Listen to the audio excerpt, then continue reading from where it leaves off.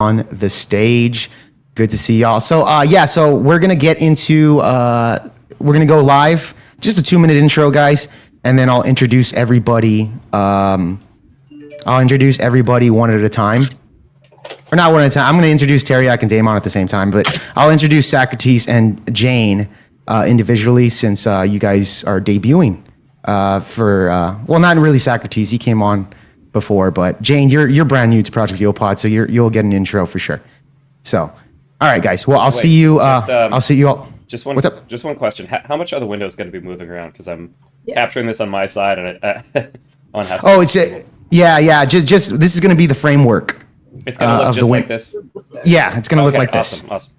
Yeah, and unless maybe Teriak or somebody brings up like an article and stuff, then it'll switch to where it's going to look big on the screen. Will be on the side, if anything, you know. All right, sounds good. So we're going to be going pure for. I'm going to be going pure philosophy, Jake. Don't worry about that. Okay, sounds good. Good. With Socrates, you got to go philosophical, you know. Yeah, that is true. All right, guys. Well, I'll see you. I'll see you all in a bit. All right, and I'm gonna remove each one of you, and I'll see you in a couple minutes.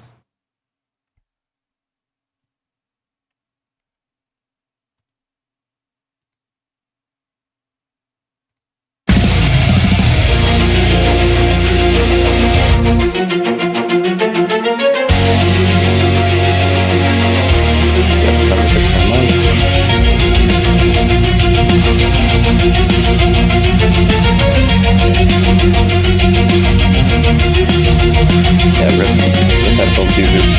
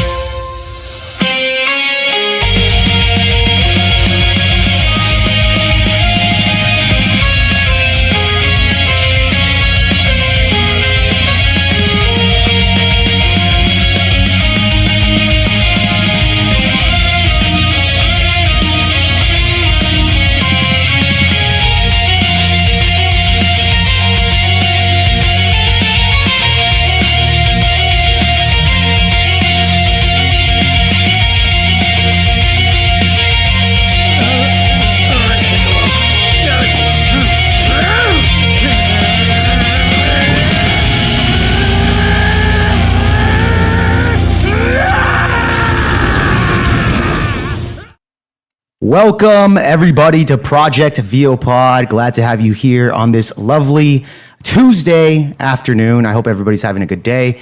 And we got a banger for everybody today. Of course, we're bringing back the fan favorites of Damon and Teriak to go up against some new opponents that you guys have yet to see. You might be familiar with one of them, but we do have a debut of one individual that hasn't been on the show ever. So I'm really looking forward to see how she, articulates her arguments, etc., against Damon and Teriak. Definitely looking forward to that. But with that being said, let's introduce. Here it is. Let's introduce, of course, everybody already knows Damon and Teriak. Hello, gentlemen. Hope you guys are doing good. Wagwan. Hope you guys are doing good this fine afternoon, and I hope you've come prepped with some of those debate tactics, my friends. So we'll see. Now, Teriactics. They're called teriactics. Teriactics. There you go. I hope you're coming hard with them teriactics, Teriac. My dog getting my homework. Yeah. For sure, guys. All right. Now, let's introducing your oppositions, and new challengers await. Here comes a new challenger. You must crush them. Introducing Mr. Socrates, who's been on the show prior before in a one-on-one conversation. How you doing, man? Hope you're doing good. Yeah, I mean, not doing perfectly. I've got COVID right now, hence the robe. Yeah, I figured I just lean into it. Yeah, you gotta lean into it, bro. It's all good. So it's all good. If my brain craps out. No excuses, my friend. That's No the only excuses. reason why. For sure. And making her debut over here, Jane. Would you like to introduce yourself to the audience?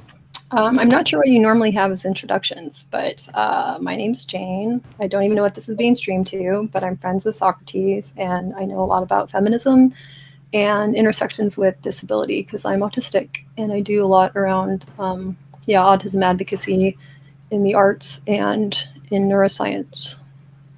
Okay, awesome. All right, guys. Well, with that being said, we can move into the debate. Before we go into it, I would like Teriac and Damon to define, please, for the audience and for your oppositions, define misogyny and also define feminism, if you may, before your opening statements, of course. Yeah, Damon, do you want to go with your definition? You can go, man. I'm gonna be clear. Misogyny is like the general contempt or hatred or like prejudice towards women, and then feminism is the belief that men and women should be equal.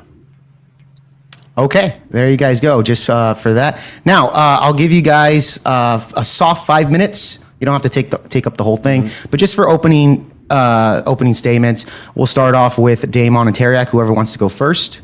And Damon, do you want to go first, and then if you want to go over on the time as well, because mine's kind of pretty short. Oh, okay. All right, cool. right. Well, yeah, I mean, basically, I think it's just the issue that we've got predominantly with modern feminism is that it pretends to fight for women, yet in practice, it often undermines them by attacking traditional gender roles specifically. And in doing so, it strips women of the very choices, values, or attributes that once gave them strength and purpose and respect. So instead of truly empowering them, it kind of pressures or gaslights them into willingly abandoning exactly that which makes them unique, by dismissing motherhood, family, and their very femininity as being weaknesses. So I think in doing so, modern feminism's kind of become ironically misogynistic, by devaluing women's natural roles and convincing them that to be equal, they must first reject that which is inherently feminine or female. And I think when debating things like traditional gender roles, which get attacked, we often it gets suggested that they're products of the patriarchy, systems of oppression, or natural developments of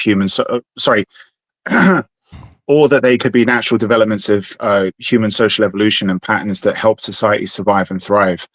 So if we have any reasonable hope of kind of accurately determining which is the more likely case, whether they're systems of oppression that these kind of misogynistic men in power have created, or whether or not they succeed and they work because of that, which is why we continue them as being traditional gender roles.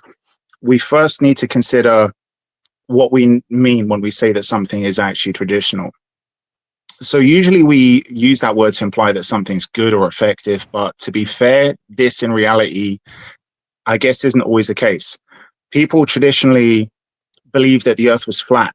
They traditionally believed that rain dances needed to be done to end droughts, or they made blood sacrifices to appease the gods for a bountiful harvest or whatever. So sometimes traditions ensure simply because people don't really know any better. And if we want to challenge or change them, we must at least accomplish two crucial things. First of all, clear, undeniable evidence to show that the belief or practice is wrong or that it's ineffective. And secondly, we need to offer a proven, workable alternative that delivers better results, which is grounded in science and backed with empirical data. And herein lies the problem with many modern Marxist-influenced cult-like ideologies where they fall short, is that they criticize the long-standing social norms, whether they be the fact that you need two-parent households and that both parents need to be a mother and a father, or that, you know, gender doesn't need to be in line with biological sex, and to think so is this outdated heteronormative kind of view which is rooted in bigotry or whatever. Or, as we're discussing now, that, you know, traditional gender roles. Feminism, and particularly modern feminists, will attack traditional gender roles without actually disproving their value in any meaningful way. And although they may occasionally promise alternatives, they can't provide any convincing evidence that these alternatives are actually safer or more effective or generally beneficial. They can't even show that they're as good as what we already have. So without proof of progress, their kind of movement collapses. You know, critique can't replace tradition, and tradition cannot be overthrown by rhetoric alone. It needs to be replaced by something demonstrably better. So until then, the burden of evidence lies with those who want to tear it all down. Okay, with that being said, Teriak, you can go ahead and have your time. Yeah, so the core issue at this, like I said, I'm going to get philosophical at this, but it's going to try to keep it simple, particularly for people in chat and all stuff. And again, shout out to Jake for not only hosting, but for like getting the definitions, like making sure that these kind of like are accepted out of the way, all this kind of stuff. So the key thing here in terms of the nefarious character, the misogynistic, you know what I mean? As the misogynist, I want women to think they're equal to men. It's even in the word equality. You know what I mean? That's what it means, that women are equal to men. That's why you have like women saying it's like, yeah, like, you know, women are just as strong as men, all this kind of stuff. We like for example, like if I am a misogynist, I want a society where like a man can openly beat the shit out of a woman and face no repercussion. You know what I mean? And when we looked at the Olympics, this last Olympics, we had a man beat the shit out of a woman and not only getting no punishment, but got rewarded. You know what I mean? So this whole thing of like women equality, women equal to man, man equals woman, that's how you get the whole trans thing. You know what I mean? And like when you look at the aspect and like the follow through across like the whole kind of like dynamic to it, the mere fact that they say that like they deny motherhood, they think that motherhood is like oppression, when motherhood itself is like the fundamental defining difference between what defines a woman to a man. A woman can become a mother. A man can't become a mother. You know what I mean? So it's like once you look at it from the society level, as a society, like women are like 10 times more, like they're infinitely more valuable than men. Men are disposable. That's why we send men to war. That's why men do the dirty jobs. You know what I mean? Because like we need to protect women. If we're going to repopulate and we only have one woman, that's only one kid every 9 months. So we've got 10 women or more. You know what I mean? Now we're multiplying and we can unite kids, all this kind of stuff. You know what I mean? So the mere fact that they deny their superpower, like imagine like writing a comic book, Jake, right? Yep. Would you read this comic book? Like I know you do anime and all this kind of shit. And here's a story, right? Mm-hmm. It's just like Superman, but rather than doing the Superman stuff, he just like works at the whatever, like the news agent or whatever. Imagine Spider-Man, and he's just a reporter. Yeah. Great story, bro. Great story. You know I mean? Very interesting, I guess. Exactly. Do you know what I mean? And it's basically, like I said, when you analyze it down and you run through the logic of it, fundamentally, this is the most misogynistic. Like, why would I tell women to deny their superpower? Why would I tell Superman to deny his that doing his superpower is a bad thing? Mm-hmm. You know what I mean? It's ridiculous, but that's where we're at. But looking forward to see the justifications, I guess. Yeah. All right. So there you go. Thank you, gentlemen, for that introduction. With that being said, we're going to pass it on to the... Yes. Just want to say with the last 2 minutes, that Teriak had left, if we could have just both added. I don't think, just to make it very clear, I don't think, just to keep things in good faith, either one of us, I don't think, has a problem with the original concept, first wave feminism. Okay? And what gave rise to that. I think we're absolutely fine with first wave feminism and what it argued for, the political and legal rights which grew out of kind of abolitionist movements. I think we're 100% okay with that. Like, I think where things went off the rails was with the second wave, third wave, and onwards, where it got co-opted and started to bring up principles and concepts which really went against women and especially women's quality of life. So I just want to say that. Okay. All right. Sounds good. All right. Well, with that being said, then we can pass it on to the oppositions. Same time for you guys. Whoever wants to go first, Socrates or Jane? Yeah, Jane, if you want. Yeah, I'll go.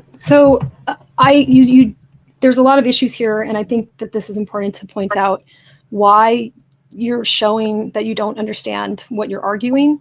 And I'm not doing this to be rude, but it's just for your information, so your audience doesn't look like an idiot in the future. So you said that you agree with the first wave, but not the second.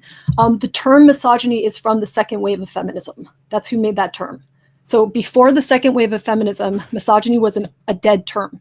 It hadn't been used for centuries, and it was popularized in the 1960s when it was operationalized as a feminist scholarly analytical tool. So the problem is, if you take this word that feminists took in the second wave, which you don't like, and they use it as a precise instrument for doing feminist analysis faster and more efficiently, that's what it was for, right? And then you say that this term is showing that feminism is the tool that it developed as a word to describe patterns that it's trying to analyze. So what you're basically said is feminist analysis should be analyzed using feminist analysis tools to prove you shouldn't do feminist analysis, is what you said. So I would suggest that you pick a different proposition with words that you're more familiar with, because misogyny isn't just a word. It's a feminist analytical instrument that you wouldn't have without second wave feminism, which you don't agree with. So you shouldn't use it. Like, that's a really big problem. Besides the fact that your arguments didn't seem to be related to what I guessed what you wanted to argue, which I had to speculate.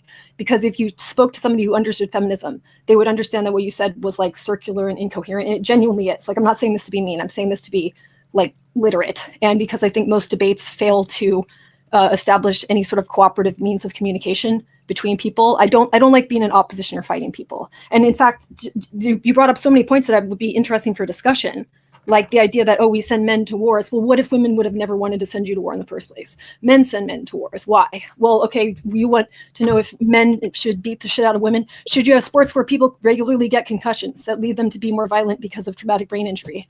Like, the whole premise is just not there. And you kind of jumped around to, I don't know, about 15 different things that you feel represent your beliefs about how men and women should be experienced and viewed. But misogyny rather, and misogynist, that's not coherent to use it with feminism because of the problem that I outlined. So if you want to like switch that to something that you're more secure in, so you don't have like literally, that's a category error, and that makes you look bad. And I'm done. Okay. All right. Thank you so much for that opening statement. We're going to pass it on to your debate partner, Socrates. You got 5 minutes on the clock to lay down your opening statements. Go ahead. Yeah. So as Jane said, you guys brought up a lot of different topics, and I don't know if there is any possibility in the structure to have some kind of like a little bit more kind of discussion aspect to try to dig into these things a little bit more, because what it kind of feels like to me is that these are kind of like, you guys are bringing up things that it seems like you want to argue about, like worldview. That, the way that feminism wants to make men and women equal, which it sounds like conceptually you guys do that. So as you define feminism, it sounds like you want that, but you think that like the movement of feminism is undermining women's equality, right? That's what you said. And so there's like a different way that you want women to be equal. So you said you don't like second wave, so you don't like women having like protections against spousal abuse, domestic violence, reproductive rights, things like that. And they don't like the concepts from there too. So remember, they also don't like misogyny, because that's a concept. Or the concept of misogyny. So maybe we can move away from some of the either lean into the jargon or move away from the jargon and say like, and it sounds like there were really, really specific things that you guys brought up. So you don't like, who boxed at the Olympics. You don't like that. I guess men broadly now can hit women, which I don't think is generally broadly the case. I mean, I know, this is where this round structures, because I know Tarek wants to say something, but it's my intro. So I mean, can I don't know. If No, finish off, bro. You got 2 minutes. Don't worry, or 3 minutes. Yeah. Because I would love to, I don't want to talk about something that's not relevant or not what they believe, or Yeah. I want it to be a productive conversation.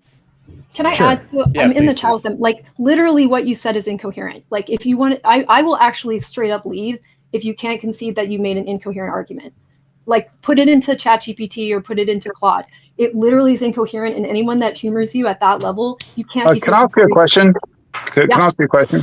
Well, hold on, guys.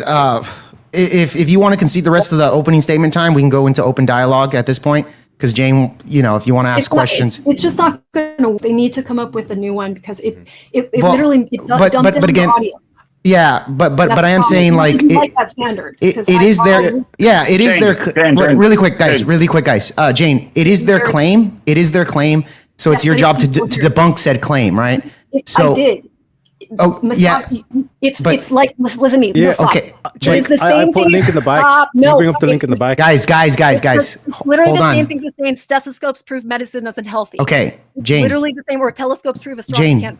Jane, Dead ass, really, that's what you're saying. Jane, Not really quick. That's literally what it is. Jane, really quickly, if you're done with the opening statement, we got 2 minutes for you. You could just finish it off, and we can go into open dialogue if you want. I need to understand. You guys are not going to redact that claim. Is that true? Hold on. Well, we could do that in open dialogue. Are you done? Wait. Hold on, But guys. We don't want her Hold to on. rage quit. We don't want her to rage quit. Yeah. Can we Hold just be on. nice? I can't have Hold that on. discussion when I'm autistic. Jane, and not- Jane, you gotta stop. Nope, Jane, nope, this is nope, Jane. This nope. is my show. Jane, stop really quickly.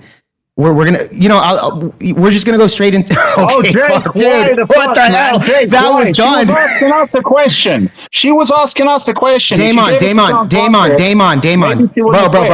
Bro. Hold on, hang tight. First off, they had 2 minutes. I just said, hey, finish your opening statement for you guys. It's the rules are very simple here, guys. If you can't follow But it, she's it's a woman. crazy to me. You can't expect her to follow the rules. Man. Well, guess. This is the whole I might problem. as well. Yeah, at the end of the wow. day, Misogyny, guys. Quick.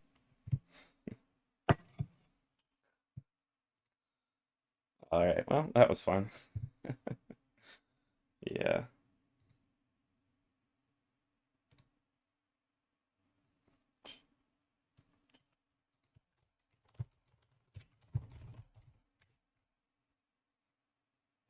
Microphone. Hello. I'm streaming FYI, so I can't do it. yeah, There's absolutely no way. yeah. I after he left, I changed my fucking speakers.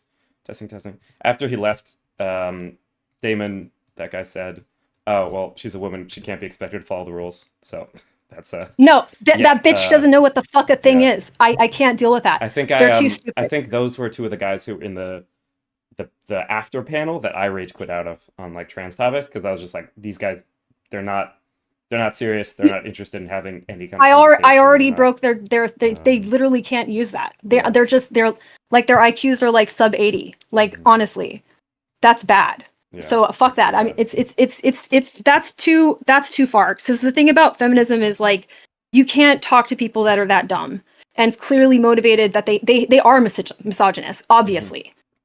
You know, and what I think misogyny is a form of psychosis. I'm not going to be talking to somebody with psychosis, trying to solidify their psychosis. Yeah. That's not my job. That's just enabling. Yeah, it's enabling, 100%. They really need to get real fucking jobs. They don't know what they're doing. If they put this to an academic setting, not only would they be laughed out of the building, they would probably be removed by security because they don't have a sense of boundaries. And this motherfucker was trying to interrupt me. I'm like, no, I'm raising my voice because you're not hearing me. And I'm going to keep doing that because I'm autistic and I don't give a shit. And if I was a man, you'd be scared. Since I'm a woman, you think this is funny because you're fucking psychotic. And like, I can't do that shit. I got autism. No, they're way too stupid. I honestly think they're doomed, and best of luck to them to ever like have a healthy relationship with a single human being. Dead ass. So fuck that shit. They're probably abusive. Fuck them. That skis me out. And that's the other thing is like women have a radar for this, and this is why no women want to be around these guys. That was really weird. Their whole thing is wrong. They were trying to act condescending. None of that made any sense. And they literally can't even let go of one proposition that's like absolutely insane. Like all they have to do is talk to somebody about logic who can understand how to write that out formulaically, like show the formal logic of that. It doesn't work, it fails. So they couldn't hear that. And then there's absolutely no point in me.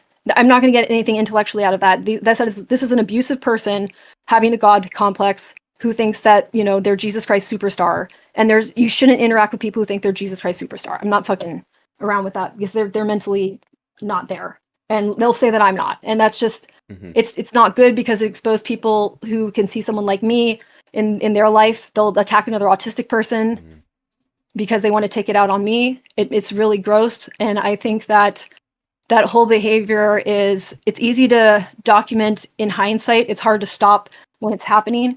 And I think it's incredibly important to stop it when it's happening because we don't believe we're entitled to. We're being dismissed on their terms. They don't have terms. Their terms made no sense. They tried to use feminist terms because it sounded quasi-intellectual, while at the same time trying to say, well, I agree with the first wave. I'm like, well, then why did you use misogyny, which is discreetly, explicitly, second wave feminism gave you that term. You would never even know that word. The last time it was used before that was like 1600. So what are you talking? They don't even know. And that's interesting to know that that's the state of it. They look like little babies. Also, they probably don't know how much older I am than them. And I don't need that shit. And I think that it's awesome that you are able to talk to them. They will never be able to talk to a woman. Never. Like they need psychotherapy and probably some medication to be able to successfully interact with a female person without tripping balls about how superior they are. That was gross.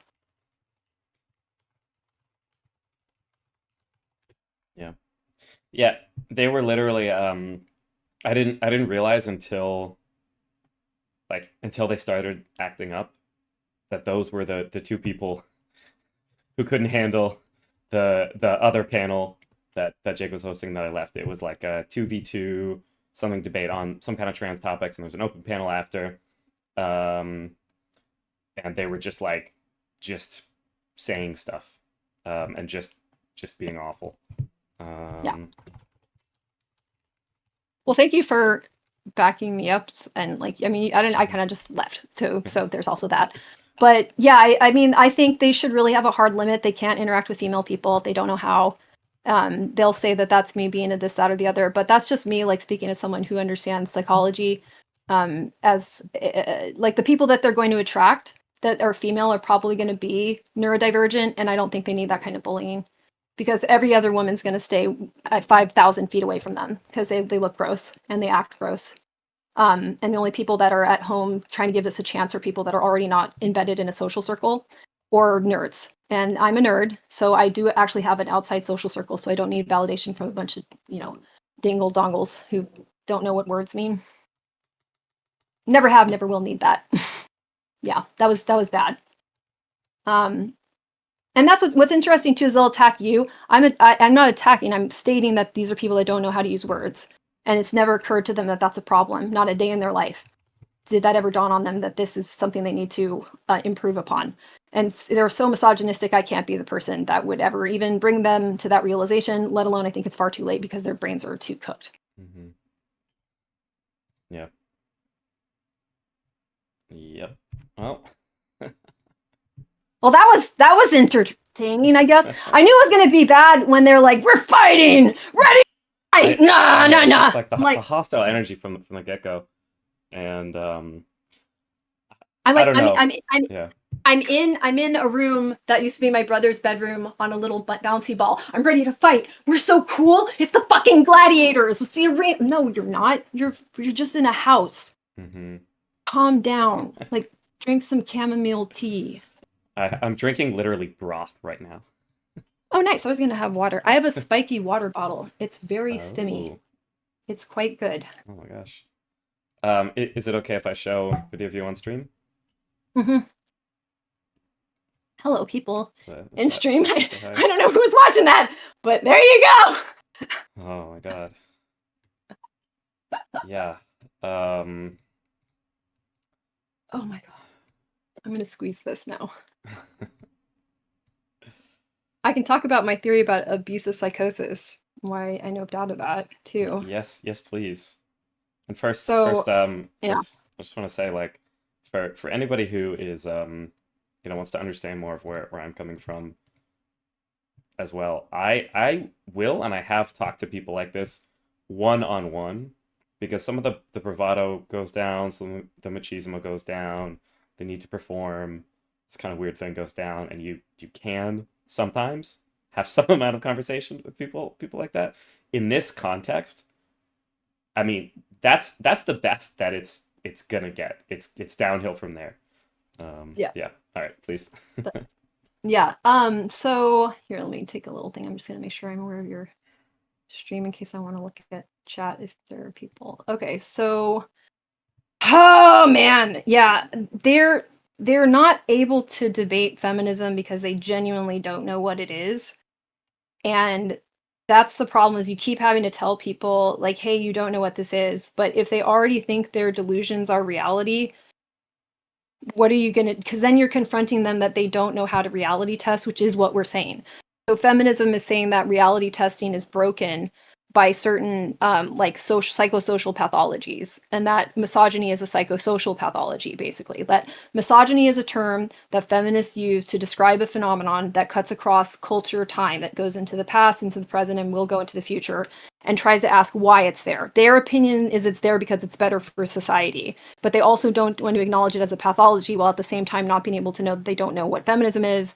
They don't know how to form an argument. Their standards are poor. They're very young, so they've also overestimated their capacity to do deep intellectual exploration. They think that it's a combat sport like WWE. Like, none of that reads as they are self-aware. And so feminism says that self-awareness problem in male people is uh, creating a global self-awareness problem, because we have to satisfy their ego and their belief that they did work hard enough, they did try hard enough, that whatever the fuck that was good enough, but it simply isn't. So that's why you can't participate in the delusion. They're not going to be able to leave it. And even the hope of trying to tell people and wake them up that it's a delusion, there's the idea that there's a the abusive psychosis, and I think abusive psychosis management syndrome, where the person who's meeting or is confronted with the abusive psychosis person has to make sure they don't trigger this person's reaction when the delusion is being challenged. I was automatically challenging their delusion, automatically, right? They're like, it's a liberal, and then they're like ready to sustain their psychosis by believing a challenger has arrived to try to say that their psychosis isn't real. So I imagine, like, if you had a psych ward where everyone was trained to do the exact opposite of what you should do with somebody in a delusion, and that's what they're trying to get out of people, right? So you just they really should put their money where their mouth is. Okay, you think you're a very serious person and you can do this debate on the highest caliber, well then go do that. Go into a university, make sure that you find a feminist theorist that is very up to date with modern neuroscience. There are tons of them. They're not everywhere, but they exist. And then you go stand there as the equal and peer that you are, and they absolutely can't do that. And I think at that point it would be clear that this is weird, but because it's so normalized that whatever delusions males have should be taken seriously, you're already in the management syndrome at that phase. So that's what I saw there, and I'm not going to do that. Like, it's especially because I look like a type of person and they don't know what that is either. I look autistic. Mhm. I am a very normal autistic person, and I do not want them to remember the cues that they got from me and then take it out on another autistic person. I don't, because I see them as dangerous. I experienced a threat response because I was being threatened. And the threat was maintain my delusion Mhm. or else. Yep. Yeah, it's a tough. I find myself in this situation often, because trying to talk to right wingers on the internet, it's usually in this ballpark of things can go pretty well, as long, well, okay, so they're on the particularly, like, rough end, or low capacity end for conversation, but um I've had conversations with other people that it goes pretty well as long as I put in a lot of work to kind of keep smoothing things over. And I don't Yeah. always realize that I'm doing that. That I'm like how much work I'm putting in just to try to, it's like, okay, but it's like soothing I mean, um, Hmm. uh, I have people in my life with different kinds of like mental or developmental issues, and it's really similar to that.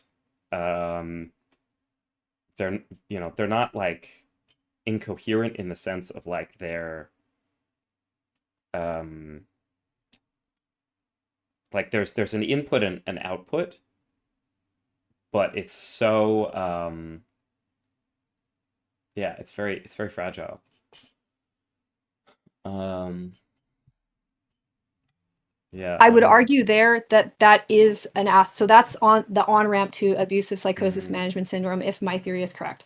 And the Hmm. problem, why I would call it a syndrome, is you're forcing people to do this while their brains are still developing. So little children are having to manage, and I'll say stochastically, the abusive psychosis of individuals in their family, friends, random strangers, Hmm. things in the media that they imagine interacting with. Like, what would you do if this book or TV character was in front of you? So you're practicing and rehearsing what you're going to do.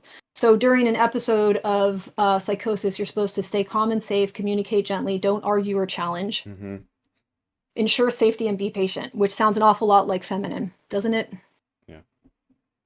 Yeah. So is feminine abusive psychosis management syndrome? I would argue yes, it is. And insofar as we want healthy dynamics where we manage each other in a consensual way, that doesn't come at the risk of somebody having a psychotic break where they then try to hurt you, destroy you, socially ostracize you, make sure other people hurt people like you in the future. So there's a sadism that's Hmm. associated with this, which is Yeah. why yeah, abusive psychosis is what I went with to say that there's a spectrum of psychosis we don't acknowledge as psychotic because we've called it masculine, and we can't say that men are disordered. Yep. Yeah. Yeah. It's absolutely sadistic. There's always I don't know, like it's interesting. I'm trying to think about different contexts because um I've I've met people like in the real world, in meat space, um, face to face, that um, are right wing or have kind of conspiratorial beliefs, or um,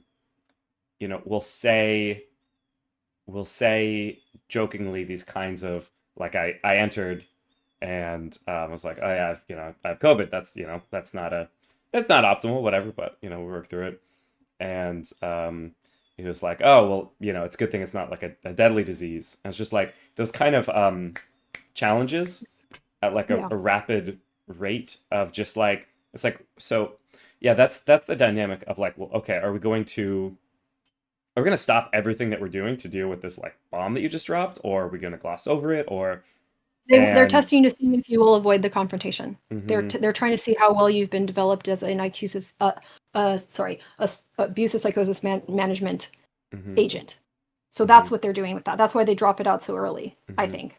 And yeah. I genuinely think these people are mentally ill. Hmm. Like, and that mental illness is causing a cognitive decline. So their critical faculties are now not operating very well, and they need to believe that they're operating well because men are logical and women are emotional.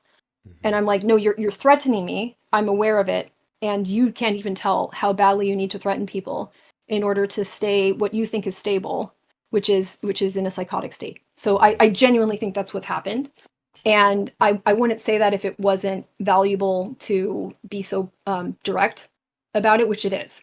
And like if they wanted to have a coherency challenge between me and them, on on every metric I would beat them.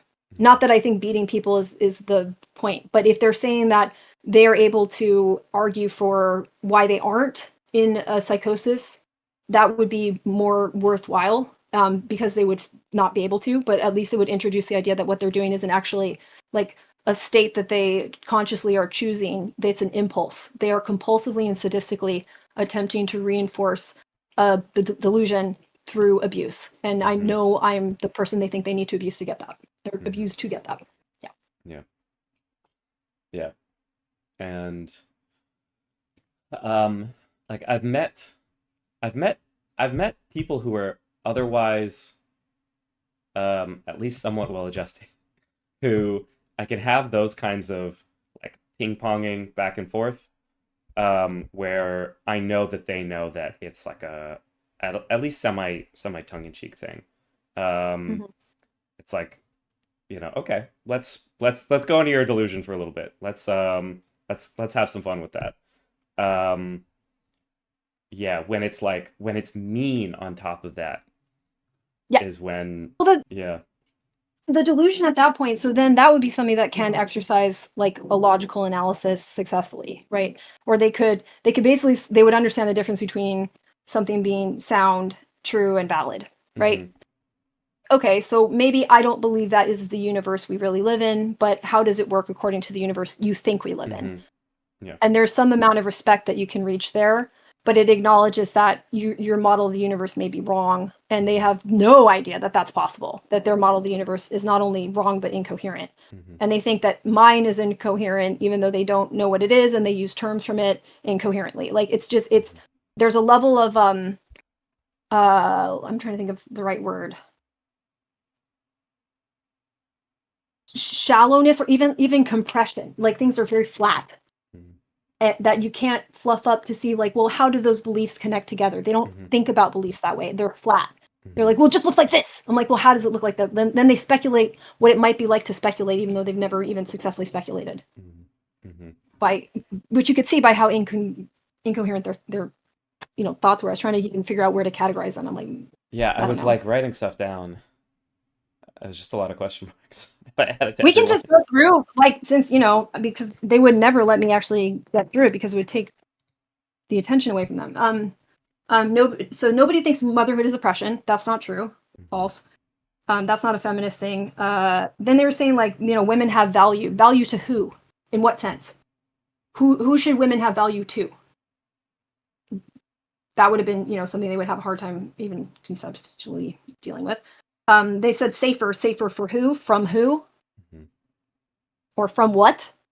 What's the threat? What are we being kept safe from? They were trying to do the nature nurture thing, but they didn't know that's the argument they were making, which is weird. Because if they were philosophically inclined, that would have come up. Even if they were interested in consciousness, that comes up a lot in current discussions about neuroscience of consciousness. So why didn't they have that vocabulary? That shows that they don't engage with any serious study. They would have to talk about that. Traditional roles, trying to define traditional like that even fucking matters. It doesn't. That was a whistle or a dog whistle of some kind to the group that they normally hang out with. Yeah, Um, that yeah. was really interesting. I actually I was curious about that because it was a caveat onto traditionalism. So it was he said like traditional implies that something is good. So this is like Right. the um okay, let me say something and then provide the context to people watching so that doesn't sound like I'm just ad homing anybody. There's a thing that we were talking about of Slavoj Žižek of like idiot, moron, imbecile. I'm an imbecile. Uh, there's like a moronic perspective that identifies here's okay, I I recognize what the ruling ideology is. I understand like how it functions in the sense of I can recapitulate it. Gay, bad. Tradition, good. Right? So it's like it's like a very early light sensitive cell that can see where the light is, and maybe it has some flagella, some cilia, and it can swim toward it. So it's, tradition good. But it said it was interesting, had like a caveat. He was like, although maybe it's possible some things could change. It was an interesting, like you were saying, Mhm. it's like a talking to his social context Yeah. Exactly. of, And hey, I know it might sound like I'm talking shit about tradition, but don't no hate. he said, he said that, like, there's an assumption that tradition is good. That is not true. That's not even true in how that word is applied. So it seems like he hasn't gotten out much. Like in fact, in most sports and like I'm from a dance background, if you say traditional, it's usually bad. It means that you're failing to intake modern scientific and like psychological Traditional medicine versus modern medicine. not great, not Yeah. the best. But also, you know, they were saying they've tried to throw in Marxist and cult. First of all, I'm not a Yeah. Marxist. I actually have a lot of criticisms of Marx, which is, you know, whatever. So I was like, so cults are bad. Are cults pretty traditional? Like, you know, and that's just blowing a hole in a random discus that's like going across the sky, because I don't know what the fuck they were doing that for. So, you know, like that was definitely them signaling words to their group, like, hey, like me, love me, I need you, I need this, like me, like me. I'm like, okay, you know, hug yourself There's an more. interesting like it's like if we like I can see, you know, the pieces that they're connecting together. It's like, you know, Lego blocks tied with string and glued together. But it's like Yeah. you know, if like men and women do not have equal like punching capacity. So if feminism says that they are equal, then that means that we get to hit women. And it's like, Yeah. where did the notion that you wanna hit, Like, that sounds misogynist to me, that it sounds like they're fantasizing. you want to It hit sounds like they're, women? I don't. Why are you telling yeah, me this? I think why are they telling me this is the bigger question, isn't it? Mhm. Because I'm the woman here, Mhm. and they're trying to tell me they're visualizing hitting women. They Yeah. want me to visualize them hitting women. What's happening? It's very Mhm. strange. And the other thing about that is like feminism doesn't say that. No feminist says that, Yeah. right? And the problem feminism investigates like almost exclusively across all of these different sects, but they may decide when to prioritize it is the violence of males, Mhm. male humans' violence towards females and children and elderly and each other. So like that's it just says that they don't even know the fundamentals of like what a feminist says. I don't think they've ever met one, and I don't think they ever can, because they clearly are expressing the thing that feminism teaches women to protect themselves against. It's their violence. Yeah. And so they don't believe they're violent, and yet they like to talk. I never talked about hitting anybody. Why did they do that within the first 10 minutes of me meeting Yeah. them? It's really weird, actually. Like, that's not a normal thing to do. I was just on the phone with a couple of people that I've never met before, and within the 10 minutes, nobody was talking to me about physically assaulting anyone. And they To said make they the don't argument. like second wave feminism, where domestic violence finally became, you know, potentially like a criminal offense. Right. Yeah. And invented the term that they're using, And which makes, invented again, misogyny. Yeah, right. yeah, it doesn't make any sense. And even for one thing, the ways of feminism, like feminism doesn't even really use that term as much until you get to the second wave. There's other terms. So when you have the popularization of that as a referent to whatever you want to call women's right movements, or what they really should know is an analytical framework and lens. Like feminism is always and always has been an analytical framework and lens. And we retroactively apply it to other people doing similar projects. Similarly, you could retroactively apply the concept of misogyny to look back as a lens. So since they don't have the ability to grasp a concept that abstract, they can't they literally like cannot grasp what it is.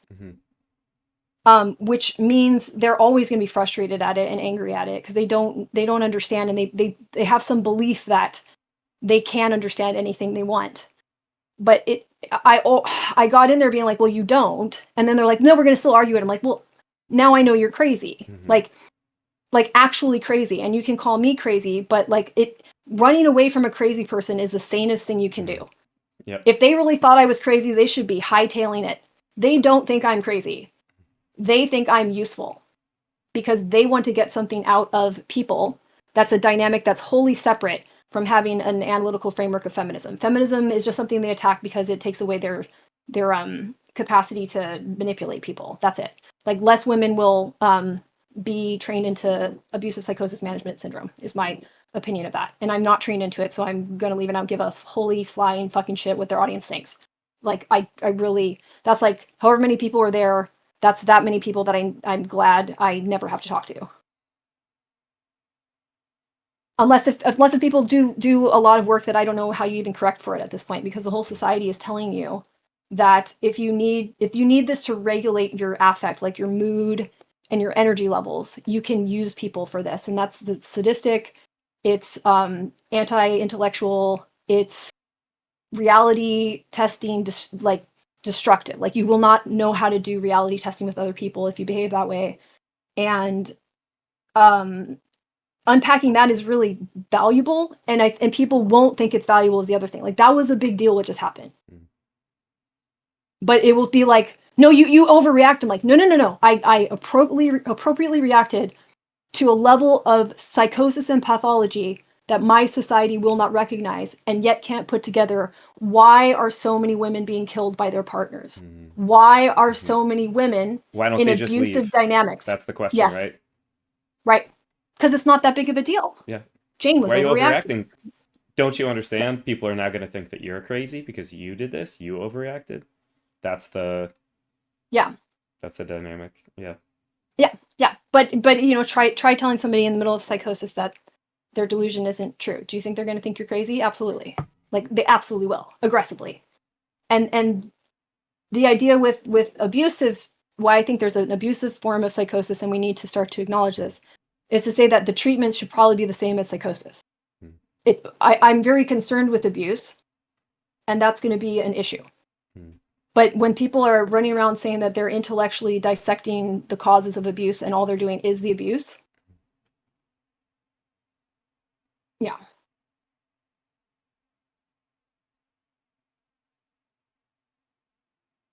What's in the chat here? The idea of tradition points to the fallacy of appealing to antiquity. I don't think you need to even talk about a fallacy, though. But this argument holds weight. No. It speaks of something tried and tested. No, that's not what tradition means. Tried and tested is the scientific method, not tradition. Yeah. Yeah. And that was an interesting thing that, so he mentioned, it's like, well, if we want to change something, it should be, he listed, it was a whole list of things, but something like any social critique must be backed by science. But the traditional thing, by definition, was not checked by science. That's how, right. And this is, there's a big category error in here that occurs a lot. I guess you do hear it with feminism, you hear it with Marxism, you hear it, in the 2010s, where you heard it the most was with evolution. Evolution says that we came from monkeys. Sure, that's not a conclusion that analysis would lead you to, but this is like, I'm trying to think of an analogy that makes this big enough. This is like saying, it's like, oh, somebody said that the US is like a nation, but I went into like a ditch somewhere in the US and there wasn't any government there. It's a very strange category error. It's like, I don't like this one conclusion of this entire massive field of analysis. I read and rap. Like all of biology. I don't like this one conclusion. So that not only is that whole thing wrong, but that's like that is the thing. That is evolution. Evolution is, because there's like some sticking point, and it's so fascinating because they mentioned like three things. They mentioned like three examples of things that they don't like. They don't like that they think that a man and a woman fought at the Olympics, which, by the way, you could find some boxing matches somewhere that are like open, right? Like that's a thing that exists, right? Yes. But it's like there's like a few salient things that they're like, we don't like this result. And it's not only like, well, we propose dismissing this entire field of study because the result that it comes to is so egregious. So it's like, I don't like Nazi Germany because it led to the Holocaust. Whatever else they did, it's so egregious. They're not even saying that. They're literally identifying feminism is when someone from Algeria boxes someone from Italy. Feminism That's what feminism existed. is. Yeah, because a point of time occurred that can be labeled as feminism. If anything bad has happened ever since then, it is feminism's fault. Because something misogyny. Yeah.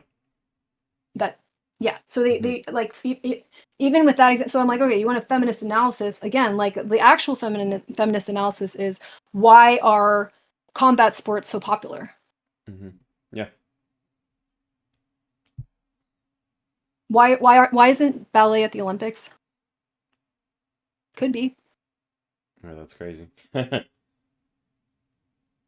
Ballet dancers are the most in shape Hmm. and it's the most difficult activity a human body can do, measured. Yeah. Not the Olympics. Would you say Probably because like Russia would kill us. But yeah. Would you say that like figure skating is the closest or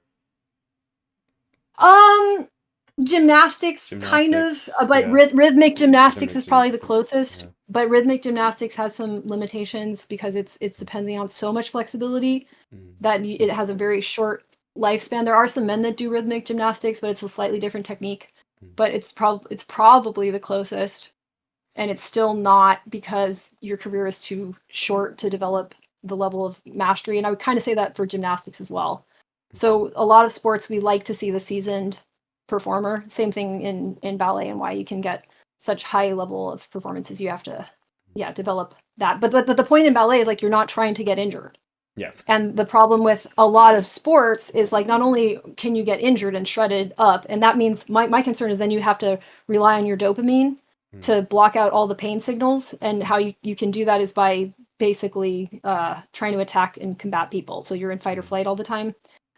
Masculinity. So it reinforces a problem, and you might get a traumatic brain injury, which increases the odds that you're going to be violent. So I don't love that. Like that's my feminist critique. I'm like, I don't think we should have any combat sports that can lead to head injuries. What? Well, if you want to interview me about that, I do a combat sport.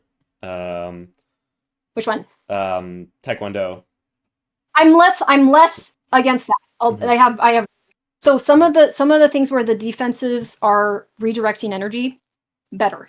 We're not really that the like Olympic and sport Taekwondo is Okay. points, and particularly this is actually like a big critique of my my school and my kind of like lineage of Taekwondo is of the sport style because it's not that we want to hit people hard, but it's that it's like if you hit above a certain like psi whatever to the chest or like to the stomach, you get points. If you touch the head, you get a point, or you get like 3 points. And so it's really easy to get points with headshots. And so everyone is always kicking high. It's always like a kind of flurry, which is cool to watch if you watch in slow motion. You can't really watch. It's like fencing. You can't watch fencing full speed. There's nothing that you can pick up on. Unless you have 144 hertz, whatever monitor and recording. maybe your eye can catch something, and you're really good. And you know what this player is gonna do, and you know what to look for. But otherwise, you can't catch anything. So the sport style is actually very, but the ethos of Taekwondo is for defense. The Korean origin I'm more familiar with. So it's for the army. So it's Yeah. a unit. It's like an identity thing after the war, in addition to like a martial arts. So something that the army trains. And then by the way, ballet comes out of fencing as well. Fun fact. Interesting. I That's did why we not know turn that. out- Yeah. So the plie way that they and move. Yeah, and turning your shoulder this way. We look over the shoulder just like they do. Oh my gosh! Wow. Okay, that's wild. Right? Wow. But then that calls into question what other kind of movement arts could we have developed by now if we were liberated from the idea that we have to attack and hit hard. Yeah. I mean, there's capoeira, which I've learned that. Yeah.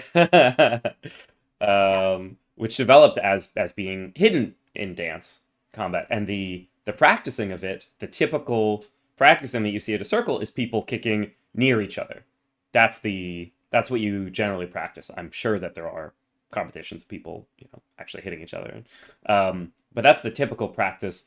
With Taekwondo, what we do is typically like we wear pads, and we're usually kicking pretty lightly so that it's about like distance and timing, and the kind of like chess. Oh, I think they're going to do this. I'm going to move here and then do this. Yes. That's the emphasis. Well, and that's why, like, I will say, if something has a formal movement vocabulary, I Mhm. feel like that's a lot different, and maybe that's why it gets bastardized when it starts getting to like scoring points, Mhm. as opposed to the technical response. Mhm. Like, you're able to anticipate and understand the strategy, and then you're complementing the strategy with your own. Mhm. That's very different than this idea that, like, just beat them, or just Mhm. obstruct their ability to continue further on the competition by destroying them, Mhm. Mhm. And that's which is more like concerning. so the example I think of is like Krav Maga, which is they're martial techniques, but it's not an art in the sense of it doesn't have a background or a concept of um like there's no conception of we would do this movement because it's beautiful. Like that's not a thing that's like coherent within that system. It's purely combat, and that's the like Israeli martial system, and that's what they teach to cops in the U.S. Um, it's for like Yeah, counterinsurgency against like a civilian population. That's the right. or on the battlefield. But I mean, yeah, a Well, and lot that, of actually, if we wanted to piggyback into like the you know scattering glitter of thoughts they had blown out into the air, like they were trying to say, like, you need men to go to war and mm, to uh protect people and to blah blah blah, and like the idea that we're training people to do that kind of damage to another human being mm, assumes two men fighting each other. yeah, and it's apparently unbelievably difficult to do. Like historically speaking, um, let's say like I've heard these stats that I feel like I can recant more accurately for something like gunfighting in the era of like the uh whatever 18th 19th century, armies started to shoot at each other with guns. They were almost all misses, and not just because of accuracy, but just people They are don't want to. really difficult to get them to try to hurt They aim another high. person. They aim high. Yeah. That's, Hmm. yeah, that happened in the Vietnam War as Hmm. well. Hmm. So yeah, you have a serious problem with that. And the issue too is that most people are not sociopathic and Yeah. don't enjoy targeting another person and anticipating the damage they're going to do to them. Hmm. Yeah. So you don't want a lot of sociopaths either. And the Hmm. problem there is that the people recruiting for the army might be sociopaths. So we can't have that conversation Hmm. unless we say, okay, well, this whole structure needs to be critiqued while we realize the people at the top of it might want to kill us for it. That's Hmm. really scary. Hmm. But people will continue to be people, and most people don't have that level of antisociality where they will Hmm. actually intentionally aim for another person's body with a firearm. They won't. Hmm. So, and that's also to the idea that, like, men are wired to attack and kill. No, they're not. That's bullshit.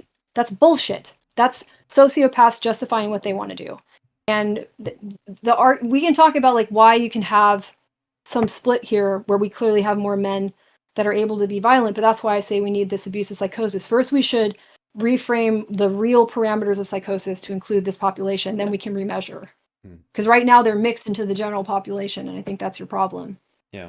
You can't isolate them. Yeah, I mean it's interesting. Like, so I've done taekwondo for like almost 20 years, and I spar a lot. I love sparring, and so we're kicking each other. I've had times when like somebody's moved in a certain way, and so I've kicked them where they aren't really covered by pads, and they're like ow, and I feel really bad.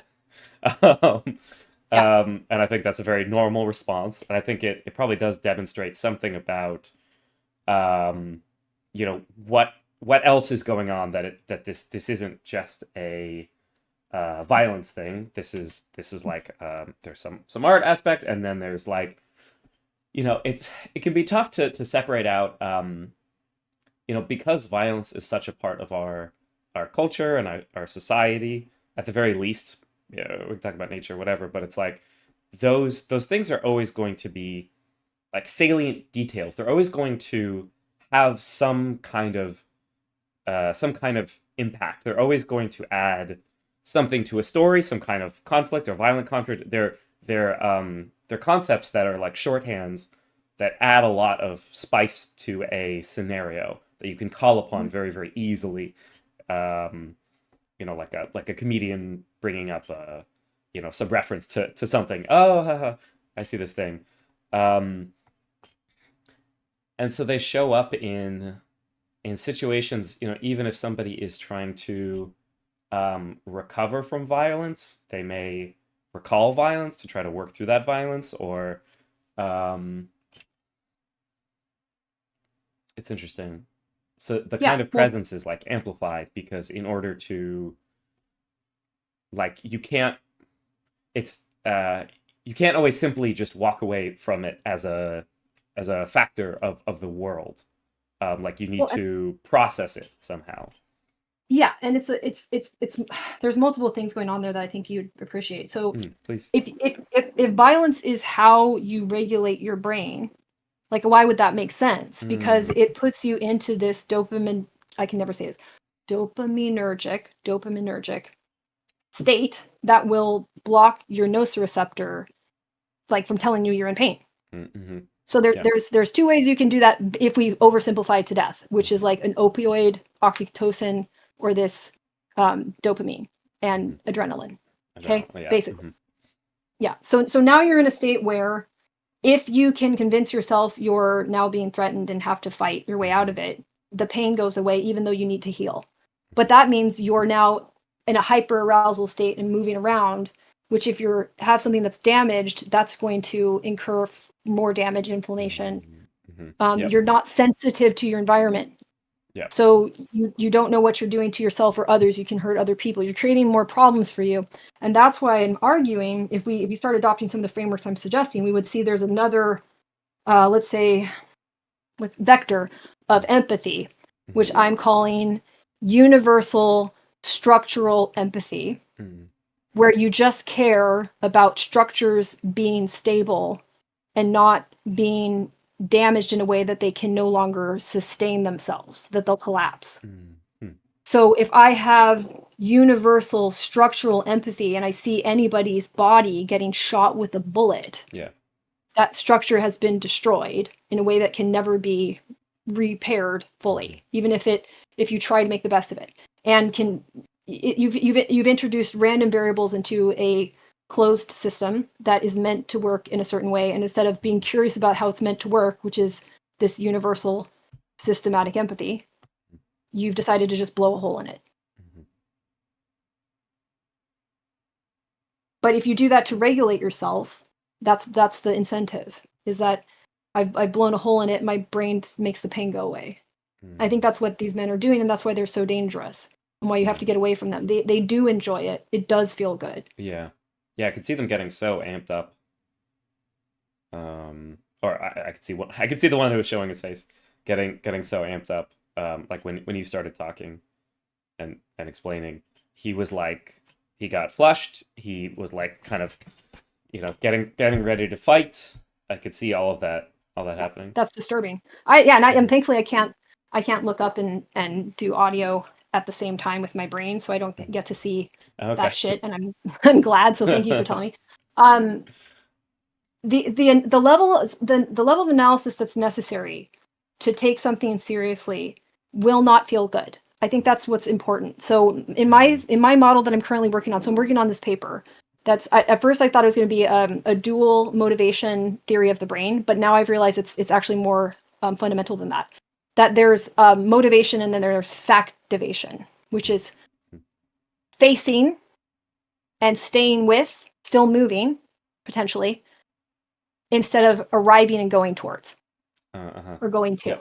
So there's arrival and building. Okay, so it's actually it's a split system in the brain, and I believe we toggle from motivic and factivic in idle. So there's an idle motivic, idle factivic, and you can toggle between those. The problem is, so as I've described earlier, motivic is inactive, dulling your pain and doing that problem of the arousal, masking all sensory information. So you don't actually heal, but you feel invincible. This is also grandiosity and delusions. And yeah, so active motivic feels good may be hurting you, right?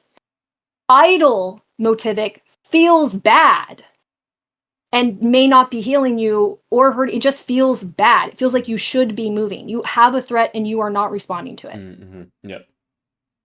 Okay.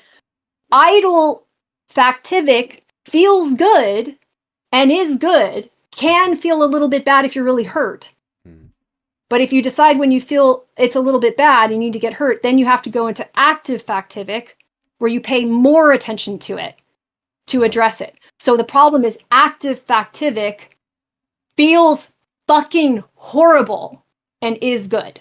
So if we think active should feel good, and then you're in an active, like, kind of driving state, factivation, motivation being equivalent, now you have a problem because your culture says that you should only feel good when you're moving. You shouldn't feel bad when you're moving. This level of analysis doesn't feel good. It feels bad because you see all of the structural problems. You have the response, especially if it's intact and you're refining it, of systematic universal empathy. So to me, I relate this to like stretching. So if you kind of just like go into a stretch, go out, I would relate that to motivic. If you are like staying in a stretch, that's factivic. At a certain point, you start to notice exactly where a stretch is pulling, and you focus your attention there and lean into the stretch there, and that's active factivic. Is that a reasonable analogy? Yes, you would be so it's reasonable, and you'd be a normal brain. A healthy brain would probably be toggling very quickly between these, such that it feels like you're doing them simultaneously. I do not think they are simultaneous because of what I'm looking at with grid cells and autism. So I think autism, it ends up sort of decoupling it in a much more exaggerated way and makes it unreasonable for me to be successful at motivic group activities. I can't see other people's behavior to work and coordinate with them in that mode. So it's really confusing, like, what this could mean downstream, and I'm happy to share my paper when I get there. But yes, so basically, like, think of it this way. So once upon a time, we were wiggly little worms that had to squish around in water. We didn't even have gravity, right, holding us to the floor necessarily. So when we had floating in water, up, down, left, right was a little bit arbitrary. But the way that we work, we have our feet that are like two little stamps, rubber stamps going around the ground.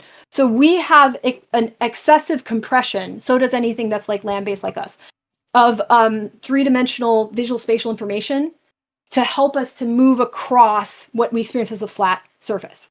So by flattening and compressing information down, we've created arrival goals in a hyper salient way.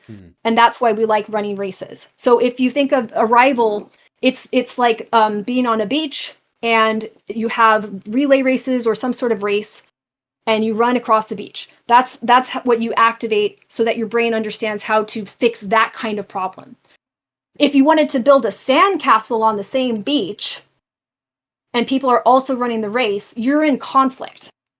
And you yourself can be in conflict. You can't run the race and build your sandcastle, especially if the sandcastle is in the middle of the racetrack. Okay? So sometimes you need to stop and pay a lot of attention to the features of something in order to solve the problem by moving with reality testing, or what we eventually call the scientific method, in agreement with the structure of this thing. So if you then need to analyze structure, you cannot compress anymore. You have to go back out. And now you have to analyze in this three-dimensional, I'm not simply moving to go across a flat surface, I'm moving to observe how movement works or to understand something from 360 degrees. So it's like a spatial skill that becomes abstracted into social skills or analytical skills or conversational skills. And we can say it works this way because it has to be something this fundamental and universal for us to have systems that rely on it, which are what civilization is. It's a bunch of systems that rely on understanding that sometimes you stop to solve problems and sometimes you go. And our civilization is overfit to what I call doing as arriving. So when we say do we mean arrive or build? Build is factivic, arrive as motivic. So if we overfit with our language, which you can hear, or if you go into like Lakoff's metaphors, you can actually see him diagram this and detail all the ways that this comes up. It's like you're stuck. Get to the point. Where are you going with this? Get ahead of the other people. So there's all these little metaphors that clue you in that we keep switching people into motivic, especially as a relief. And if men have a slight propensity to enjoy that a little more, that could be all you need. Just that much to tip them over. And that could be our problem. So it can be a really simple mechanism that then locks people into overfitting for motivic.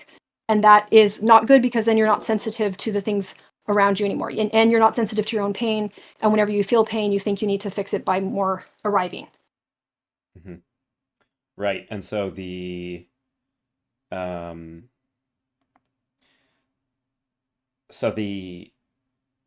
sitting with people and relaxing and feeling your pain, and that pain maybe eventually diminishing, if you have been wired or wire yourself to see that pain emerging as the one thing you can do is either successfully or unsuccessfully bury that. And yeah, that definitely explains why empathy doesn't always work in those circumstances, because wait, you're saying that you want to effectively like care for me emotionally? No, I want to fight. If I'm going to feel my humanity more if you do that, so stop. We need to fight. It's not even emotionally. That's what's important. So I would take it for it's the ability to care structurally. Like you have a structure. You are a bunch of quirks. You don't quirks, bippity boppiting around in little triangles of quirks or whatever they're doing. Quarks or quirks? Until and both. Quirks? I guess both. Yeah, why not both? That's cute. Quirky quirks. Aha! All right. Okay. So that's man. Sometimes I feel extra autistic, and that just happened. Okay. So you got all of these little relationships, and they aren't actually touching. I would say they're facing. Yeah. If they faced elsewhere, they would no longer be that structure. So, and there's a lot of those facing relationships. Like it gets super, super complex. So you're mimicking that by I'm going to face you wherever you are, right? I'm going to face you. You're going to face me. What does that give us? First of all, we need to stop, because our eyeballs cannot intake information while moving the way it does when we stop. We need to notice that we have now made a protective bubble. So I'm looking at you and past you. Yep. You're looking at me and past me. So now we have 360 degrees of safety. And we have an interiority as well. So when I face you, we interact here, and this makes a new thing. And there's a new thing in my head and a new thing in your head. And it's like fractally denser and denser and denser. So we're creating a relationship that allows for density to intensify, because I have density and you have density. And now we're sharing and remembering our own density. So I'm not trying to listen to someone's pain. I'm remembering pain while they remember pain at the same time. We're defining pain by both remembering it. And that's why if you can't define the terms in the first place, there's no point. You're not facing. That's not a facing relationship. I want to address what Mauricio Zappa said in the chat. Cultivating empathy is only possible in a world where everyone already has basic sanitation. When you live in a place where everyone is poor, everyone is extremely dissatisfied with their lives, and there are scams and robberies everywhere, it's a weakness to have empathy. So the situation that first comes to mind when we bring that up is after Hurricane Katrina. There was widespread false reporting that people were violent and looting and lawless and whatever. The two big things that were happening were people in the community were coming together to care for each other, and at the same time, white supremacist vigilantes were murdering people left and right who they, let's say that they actually believed that these people were looting or dangerous or whatever. I mean, they probably wanted to go out and kill some people. One of those white supremacists, vigilante, maybe murderers, I don't know if he killed anyone, he got really hurt and really injured and really sick. And those people in the community who were black, who were forming community in the wake of this unbelievable disaster where every bit of infrastructure was wiped out, there was raw sewage everywhere, everybody's circumstances were dire. They helped treat this person and give them food and get them back on their feet and save them. And for all of human history until pretty recently, I don't know how it gets more dire. It's like, oh, our sanitation doesn't work well. It's like there are 12-foot birds that can kill you in a second, and they're roaming around. That sounds pretty dire. For anybody who loves megafauna, like terror birds in South America, now extinct. But most of human history, are, I think we got down to as few as like 300 humans at one point. We've been in pretty dire circumstances, and being the most suspicious, being the one to strike first and not get duped, that's not how we got out of it. That's not how we built. Yeah. Talk. Mm-hmm. We're the funniest primates because we're like, how we solved everything? By fighting. Let me tell you a story about it for 2 hours. You're like, what the fuck is wrong with you? We obviously talked each other through it. So the issue with even looking at empathy, and this is why I'm suggesting we need to look at a new vector of it, or Axis. dimension of it. Axis, something like basically the empathy, you have to care about structures in order for empathy to make sense. Because if you say like, I care that you're in pain, well, now we failed to understand this split that I was talking about. Like, and with stretching is actually a really good example too. I want to get back to that for a sec, because it will also get back to this idea of empathy. So I learned contortion. What you have to learn is that some things hurt and are painful. Some things hurt and are not painful. Some things are painful and do not hurt. And they feel different. And you have to be responsible for that, because your training won't work if you're not, if you can't tell the difference. How do you how do you categorize those? Because for me, I've been trying to get more flexible for Taekwondo, for those for those high kicks. I think of like good pain, bad pain. I'm like, okay, this is a pain that I can lean into, and I feel like we're making progress. This is relaxing. It hurts, but it's not hurting me. It's not damaging me versus it's not hurt. Yeah. And our language doesn't accommodate it really well. I had somebody he was like kind of in a martial arts background too, and he did like a lot of qigong stuff, and he was really cool. He was from circus arts background. Then he did like a how to train and not get hurt and a physical limitation elimination class. Very cool. So he used a lot of exercise science as well in that, which was great. But he's the one that said you need to call it hurt and pain. Like just split it. Like your culture isn't going to do you any favors here. So you have to intentionally cleave that apart so that you can start to work with them as separate concepts and know when they're on top, when they overlap, because they're two separate things. Like for example, like pain is the sensation, hurt is like the if you're being damaged. Damaged. Is that okay? Yeah. And there's some damage that obviously is part of the process. So there's even a little bit more nuance there, but the first split that you have not to clear pulling is anything, between... not tearing a tendon. Yeah. And then you get into like the behaviors, and I like what Reed Tarap is saying. Like I like learning about fascia a lot, and like I have a background in all this stuff. So fascia is beautiful because like you just kind of spread into it, and that improves its functioning. So like one of the best examples of this, like, how big cats just lie on shit all the time? They're like on a tree, they're on a rock. So they're actually working out their fascia when they're doing that. Like, we like lie on foam rollers and do all that stuff. They're spreading their fascia and conditioning their fascia. They're not just sitting there. And they know how to switch into that to open the fascia. So the condition of the fascia needs to be supple, and it needs to be wet. So they're letting the moisture from all of these layers of like, blood and lymph and stuff like saturate and expand, as well as synovial fluid.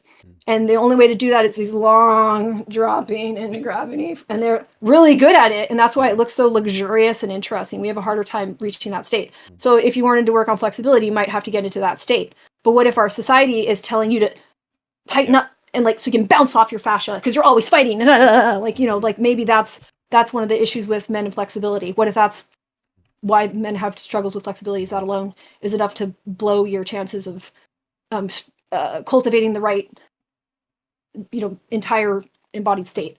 Yeah, I know there are some hormonal things like when women get pregnant, you know, there's a danger of getting hyper flexible and straining something. Yeah.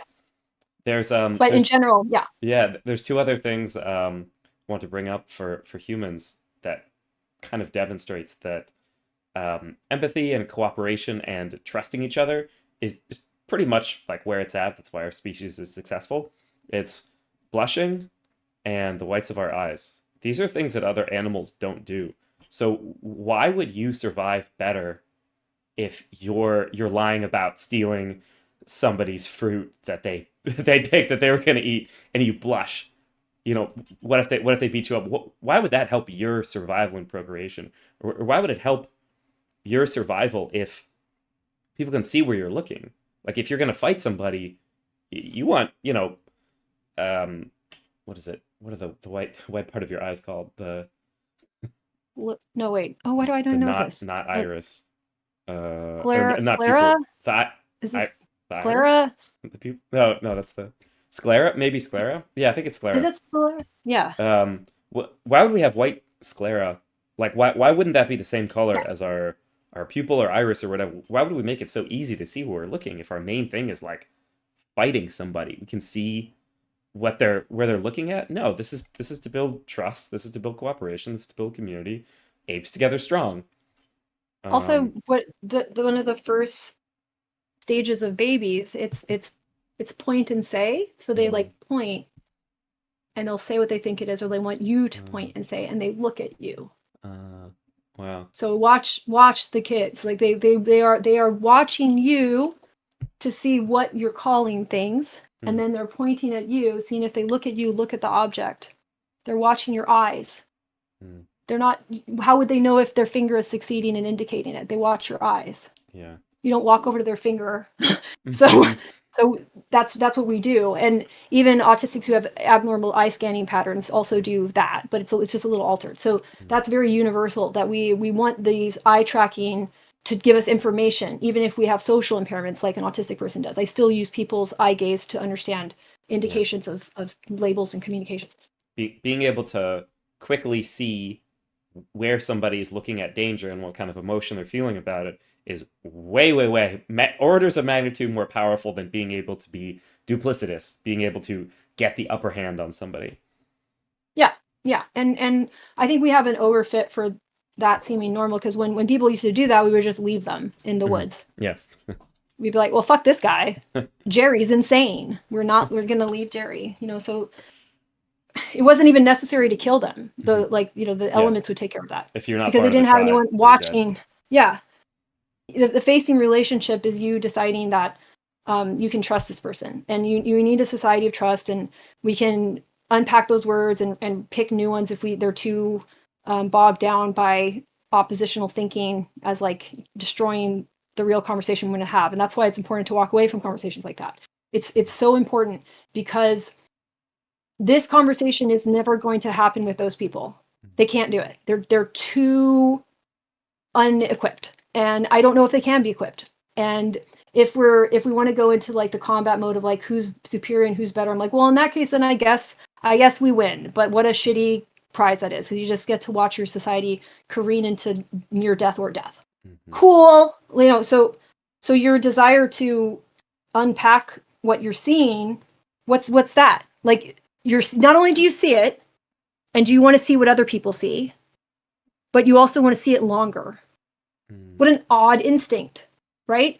We don't even think about that. Like, our fascination with things is abnormal, and that's how we're a tool using species, and language is another tool. So you can use tools to beat things over the head. True, because, you know, velocity is a thing. I don't know, like, and we're made of, but that's why I'm saying the structural empathy is important. So you're like, well, I could break a lot of stuff. So why? What does that accomplish? And for these guys that we were talking to, it accomplishes well, if I can smash it, then they can't smash it, and then we'll all smash everything. I'm like, well, just fucking come on, Meteor, take us out. We're pointless. If that's what we're doing, fuck it. There's a beautiful thing I saw on Instagram. Somebody just verbalized this really well.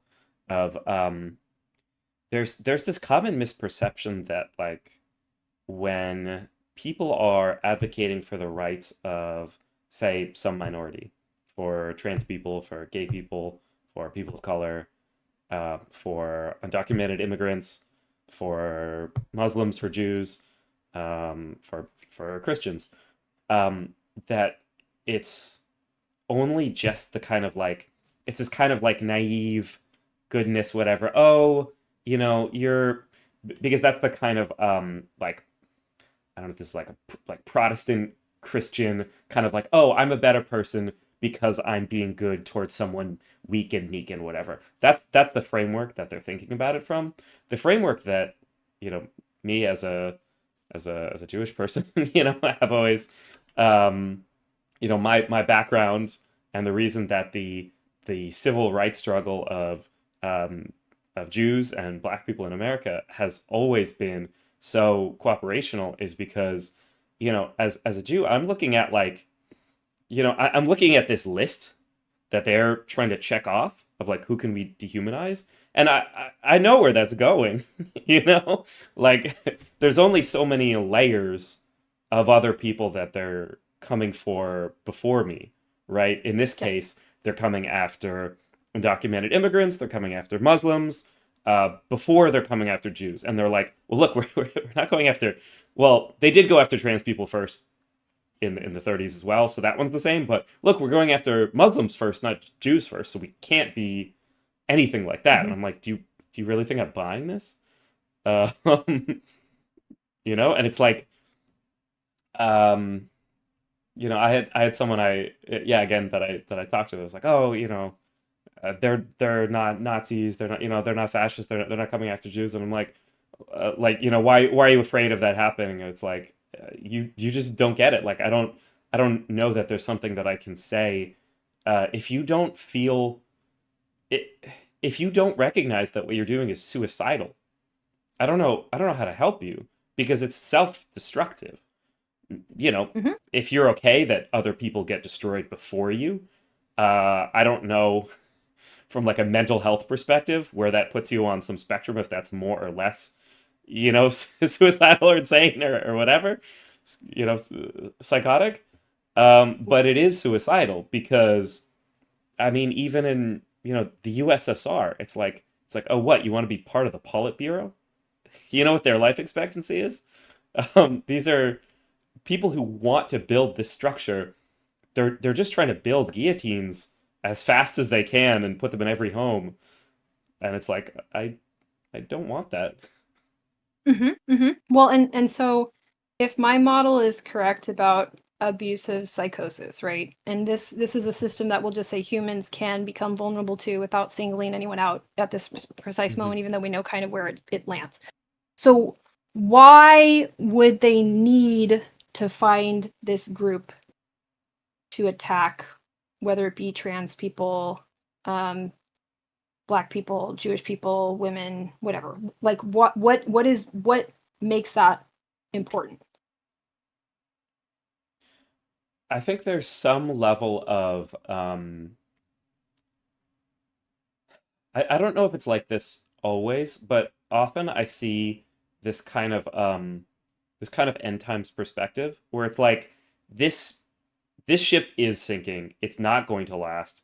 It has a very, very short amount of time left. I want to be on top of this clearly sinking ship. There's no concept that we could ever right this ship. I want to be in the bunker. That's one perspective I see often. And so it's just this acceptance that it's an inevitability, a very, very like soon spiral into madness and destruction, and the capacity that things could be like capital B better, when it talks out, the Bible, the lion will lie down with the lamb. they don't believe in that kind of thing. They think that's that's some soy shit. They think Revelations is soy, or maybe that was Isaiah. Um, so So that's one thing that I see. so you're saying, and I'll unpack it from my framework. So they want to believe they're in mortal danger. Yeah. Mm-hmm. Okay, why would that be if my theory is correct? Yeah. I mean, if you're in mortal danger, then you're not thinking about your credit score and your you know You're managing your affect, right? You're yeah. managing pain. So that's how Mhm. you manage pain. Yeah. And in order to stay in mortal danger, they have to find somebody that's threatening them. Yeah. So they are trying to put themselves into this abusive psychosis state, I think. And the easiest way to do that is to find people that are going to say, there's no reason for you to be in mortal danger. We don't want to kill anyone. Mhm. So they're going to attack the people who are actually the least threatening and the Yeah. most stable. Mm-hmm. And the reason they're doing that is ultimately they are psychotic, and they are in a form of psychosis, I'll say. So reality is not going to agree with them. The only thing they have is social reality. So they need to intimidate people into pretending the emperor has on clothes, the Wizard of Oz is the great and powerful, a wonderful wiz, blah blah blah blah blah. So you have to do all of this social manipulation period, and that requires you to flatten and compress, like I was saying. So that's why I'm saying it's a doing as arriving skill. So basically, if you imagine life is like a tetrahedron. Do I have any around me? I have other things. I have other dice, but not a tetrahedron. Okay. So imagine, I have a really tiny one. Okay. I have a ridiculously comically tiny Oh my tetrahedron. God, it's so small. Isn't it cute? Okay. So tetrahedron, you're a tetrahedron. That's your real relationships, right? What they want to do is say, well, I believe that all of the world is against me. So I want to be 1v1, destroy my enemy. I'll be immortal. So really it's like death anxiety. So they're trying to get to an impossible state of like a singularity where they've destroyed everything else in the universe. Yep. So how they get there is actually every conversation is really already collapsed to 2v1. So the victim, what is it? Victim, villain, hero thing is really just a 2 against 1 until they can kill, with the help of their temporary buddy, this dude or gal or whomever, and then they turn on each other, Elon Musk, Trump, because that's their mode of regulating themselves. So I'm saying that like this is such a fundamental neurocognitive setting that if you get that toggle stuck over there, you have a serious problem, and it predicts all of these things downstream socially and cults that hold it up, because the death anxiety gets worse and worse and worse the more people you've killed. Yep. Mm-hmm. Even figuratively, even developmentally, like you've destroyed some part of them that they can never get back because you destroyed the environment that would have nurtured it. It's the Lady Othello going crazy over the blood on her hands that won't wash off. Yeah. Or Lady Macbeth. So Lady Macbeth, yeah, but that's I was like that's a secret, but I was like, but I do like Othello. I was like, should I watch Othello? There's a good one with Lawrence Fishburne in it. Oh yeah. Yeah. So this is a worthwhile conversation, right? And then the people we were talking to could never in a million. I don't think they could ever have this conversation. And then they would interpret that as like, I don't know, a threat or something. That's when it's just a statement of fact. And I'm like, if you don't want to do this is what we are doing right now is feminist and feminist analysis. If it is not this, then it's some sort of like infomercial for something. I don't know if it's feminism light or not feminism at all, or if it's dick man power. Like it's probably they're an infomercial for dick man power. That's cool. Like I've seen plenty of those. I don't need to see those for the rest of my life. Or star in one, so it's very surreal. And then I wanted to mention something in the chat that I saw. Hold on a second. I think I get what you mean. These processes activate different neural circuits, so lumping them all under empathy is something. Yeah, empathy. Look into the history of that as a term. So I'm post-structuralist. If people are familiar with that, it basically means that like, I think we should ask a lot of questions about whoever wrote any opinion or definition or set a standard or a precedent. You should ask who said it, when, why. Okay, that's basically what post-structural analysis will tell you to do. Okay. So if you look at the history of the term empathy, who was using it, why, and where it is today, it's not even so much that it's misleading. It's not very well defined, and it doesn't actually have like a one-to-one mapping to the brain. There's not like an empathy region of your brain. Yeah. So when we're saying that term, we're actually saying a lot of things that may be very ill-defined concepts because we've just used empathy. So I mentioned the comment of like things are overfit. So that's an example of overfit as well, where you're saying, well, I'm just going to call all that stuff empathy. So like, what do you mean by empathy? And if you can't tell me why you've accepted that term, or it's just human nature, that's untrue. Like that's a concept that was invented by people to describe something. And what it describes right now, it's too broad, and also it's starting to fail when we look for a pattern. So and then I'm a little more critical because of the autism intersection that I have, where they think empathy is related to autism, and it's a mess. So what job do you want to have done that the word empathy is doing? And let's redo it. That's what I would suggest, because if you look at the history of the term, you'll see what I'm indicating and why I don't have a lot of confidence that term is going to continue to be the one we stick with. We probably need to either split it up, or I'm suggesting like to familiarize people with my new model, the new paradigm.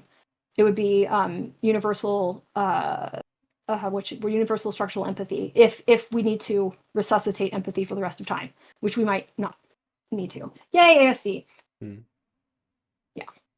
Yeah. So I mean, there's what we more commonly call sympathy, which sometimes gets used interchangeably with empathy, which is like, oh man, that person's in a bad spot. Like that's too bad. So just kind of like recognition and just a general like sentiment of caring about somebody's situation.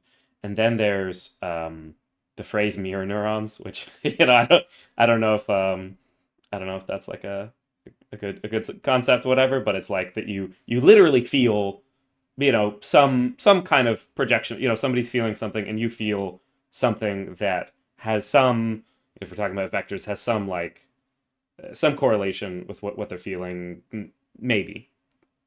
And then there's another thing, which is like, I have experienced what makes this situation suck. And like there's a difference between like feeling bad because someone is feeling bad, generally caring about someone feeling bad, and like getting it.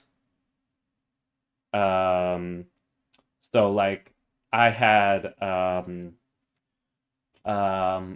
feel like the best example is I ever experienced in my life was I was at a show with some friends. It was like it's like a EDM or rock concert or something. But there's like a lot of dancing going on. I went with like my friend's boyfriend and some of his friends, and one of the dudes was cute. Ended up dancing with him, ended up making out, but then like literally the whole rest of the night, I was like, it's not that not that I don't like you. It's not that I don't want to like dance with you again. I just want to also do like other things during the night. Want to be able to take a break, like whatever. And there was this kind of like intensity that I kind of the moment that I experienced that, I kind of got it in terms of like, it's like, well, this isn't a thing that I don't mean that I've never had a girl have intense interest in me, but it was a different thing when it was a guy. Just the energy of it was different. The kind of like need was different. And it was like, oh snap, I get it. And it's like there's, I think in common parlance, a supposition that empathy is just feeling bad when someone else is feeling bad, and that it's pretty easy to have empathy, or what I would call this definition of empathy, when in fact it's actually really, really challenging and might be impossible in like most circumstances. Like to actually have empathy with somebody, there's certain things that you might need to get that you just might not, at that point in your life or ever. Can I get you in a little side quest on empathy? So, Please. do you want to give me a guess of how old you think that term is? Oh, I mean, I'm gonna be anchored by the fact that misogyny is like 60s. So I'm gonna say like 80s. No, actually, it's older. So we Okay. first had it in 1908. 1908. So there's a Okay. and that one, but that's not very commonly It- used. It was mhm, apparently like a German scientific term appearing in the new mhm, discipline of experimental psychology. hmm. 1913, empathy became the term of choice for the German Gefühl, which means in feeling. So fellow feeling, in feeling. So Einfühlung. empathy starts to flip what we used to call sympathy. I know that part because I've looked into this in the Mhm. past. So what if you were to look in like Ah. older texts and you wanted the same concept, Oh you would wow. actually look up sympathy Yeah. and you would get the same idea. So we've been discussing this as like a behavior for a long time, but it really takes off with a self-help sort of psychologist, and it's Orloff. I know it's Orloff. Hmm. Does it list her here? I Count forget her Orloff? first name. No, I know. No, it's she's just a lady who got lucky and has a really fun name. Um, Judith Orloff. So she's a psychiatrist, and she popularizes it like kind of only in the 90s. So what we think of as like this big desire to articulate about empathy is an accepted term within our lifetimes, right? And the concept is talked about in other ways. And empathy also goes into like the idea of the highly sensitive person, which like is that just another word for a whole bunch of neurodivergent people? um People who don't have like the what was the stereotypical Asperger's bullshit would be called a highly sensitive person or an empath, and then you get a lot of mud around that Mhm. of what we're talking about anymore. So empathy, if we want to talk about mirror neurons, I think we're on more solid ground there, to be honest. um you share concepts with other people based on language, and that's just something we have to accept about our species. We are determined by the vocabulary we've been exposed to. Yeah. That doesn't mean like there's debates in like neurolinguistics or like Chomsky or whatever about like how much we're shaped by these words. But basically, if you don't have the concept, you can't use it.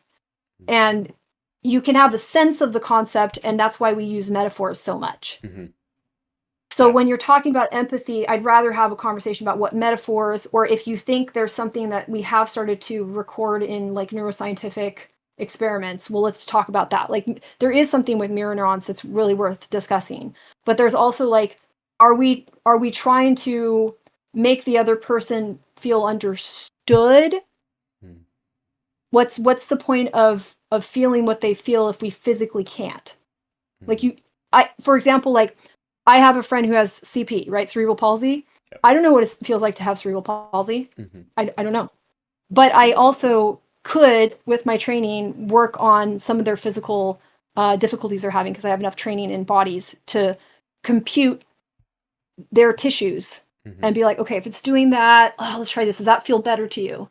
Yes, no. So I can know mechanically Mhm. what's likely to work for this person for them to feel better. Yep.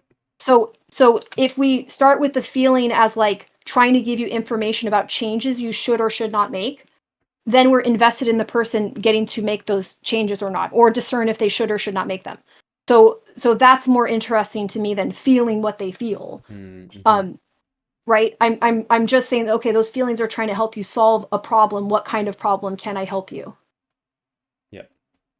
If the problem is not simply, but if it is lack of understanding, lack of connection, loneliness, Yeah. then being understood might help. If it's physical, certainly, then Well, it the depends, right? Like yeah. if somebody has something physically that's wrong, Mhm. and I can understand what that means, and they can understand what that means. Even though bodies are really complicated, so Mhm. sometimes we feel like we can't fix a physical problem, you could address it. It's Yeah. just that bodies are a lot harder for us to calculate than experiences that we've memorized of like, if I do this thing, generally it works, like gravity, like, oh, it keeps Mhm. falling. That's a lot easier for me to predict and to rely on what I've determined is going to work and not work. So if I could understand your problem more fully and then provide you understanding so that you don't have to have the same intensity of that problem, or you don't have to have the same level of suffering. That's also a success. But that means you have to be very abstract, and that's challenging in our current culture of fighting, because you have to do what I call factivation, which is based off of the concept of facing. Mm-hmm. If you can suggest something that helps, that implies that you probably do have some understanding. Yes, exactly. Even if you may not have the words. So that's a tricky thing. So if our world hasn't provided you with discrete terminology, which is why misogyny gets invented, they needed a term to do their work faster. Mm-hmm. So we're trying to do the work with other people because that's faster and more comprehensive, and will continue past our death. So if you want it to get better, you need to talk to other people. You need to coordinate with other people. Mm-hmm. And language can be used to coordinate. And just like any other tool we have, we also can try to recreate the feeling of smashing and destroying, because our nervous system ultimately knows if people want to kill us, we're in trouble. Yeah. We know that. Like, we have physical weight and can smash and be smashed. So that's not a good negotiation place to start from. And that's what feminism seeks to analyze and create an alternative for, by saying, like, we just get trapped in that. That's not who we are. It's actually incredibly stupid. And the more complicated our problems are, the more we can't smash our way out of them. Yep. I like that. So the thing about, like, patriarchy and misogyny, it has sown the seeds of its own destruction. The more people they are, and they were just talking about on that thing that we went to briefly, something about, like, women need to have babies, and then they said some weird thing about, like, if you can impregnate a bunch of women. I'm like, this is creepy. So far you've beaten women to death and you've had sex with 10 of them. What is happening? Like, where is your mind? But their ideas are about, we need more people to fight or attack or overwhelm some enemy. Okay, now you have more fucking people, and people are not that. People are tools. Like, tool. We talk tools, hand tools, whatever. If we don't have these, we use other things. There's a ballet dancer that doesn't have any hands, and she does her makeup with her goddamn feet, and it's amazing. And so wow. Yeah.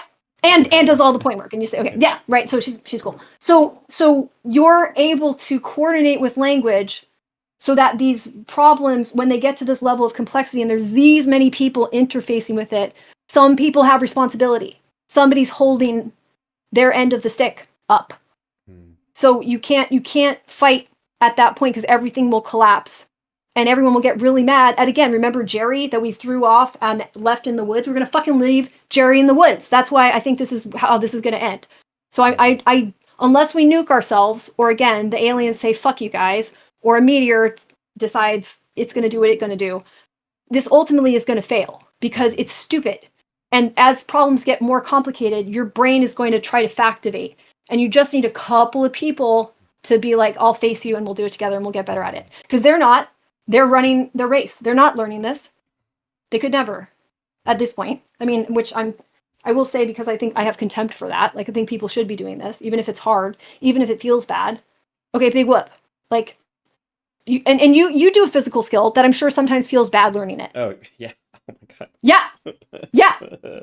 So that's factivation too. Even when you have a little bit of action with it, you have to stay in the mode where something is not easy to understand, but must be understood. Mm-hmm.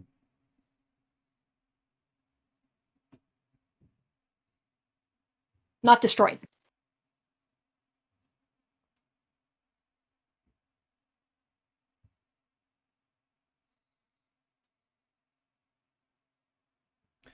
I think sometimes about the kind of narratives that we float around, and how different people interact with those at a really broad scale of, like,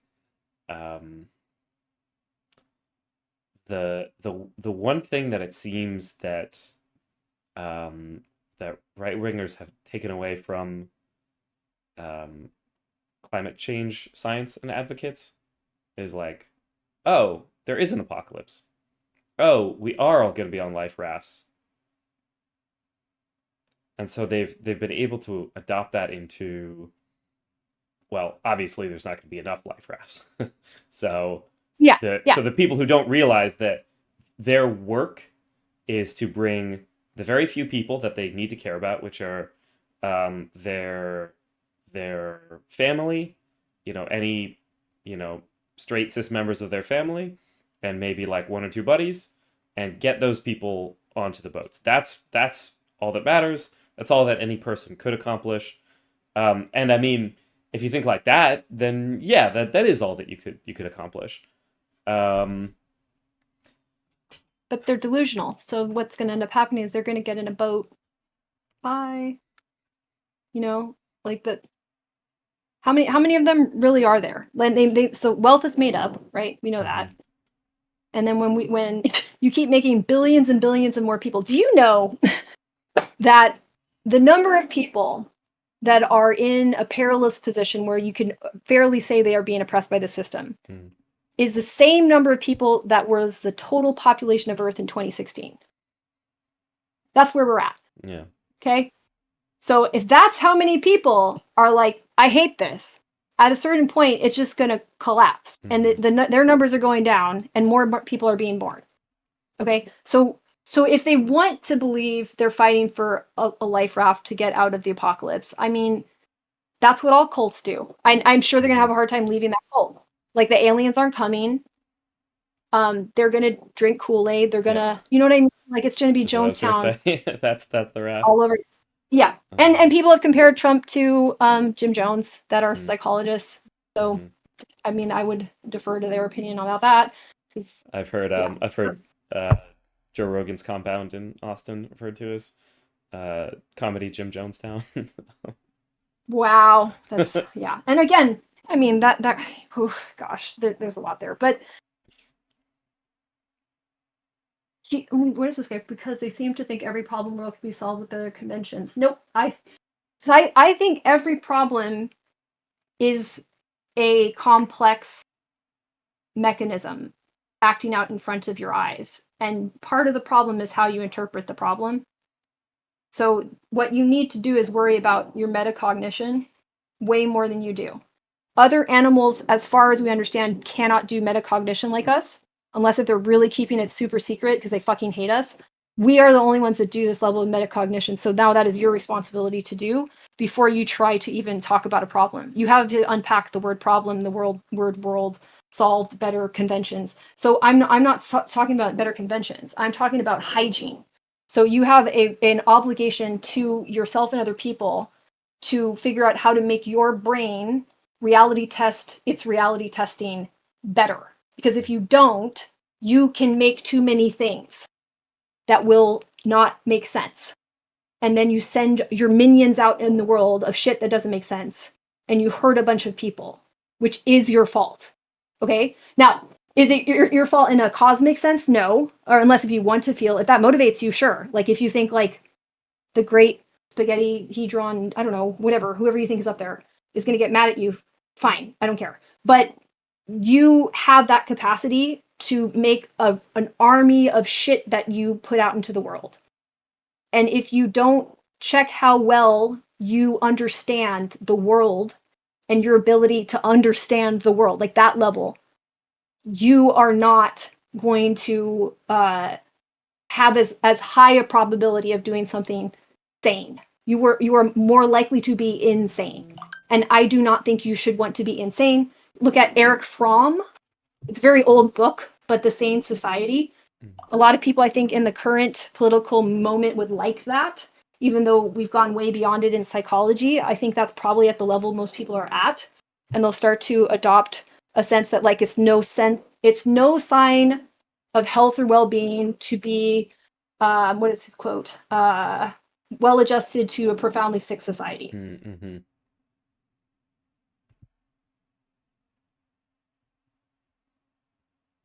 So I just have Mauricio, I think I have just a simply completely different paradigm than you. And I'm trying to invite you into my paradigm because ultimately I think it makes more sense because I think it does this action of allowing me to reality test my reality testing better.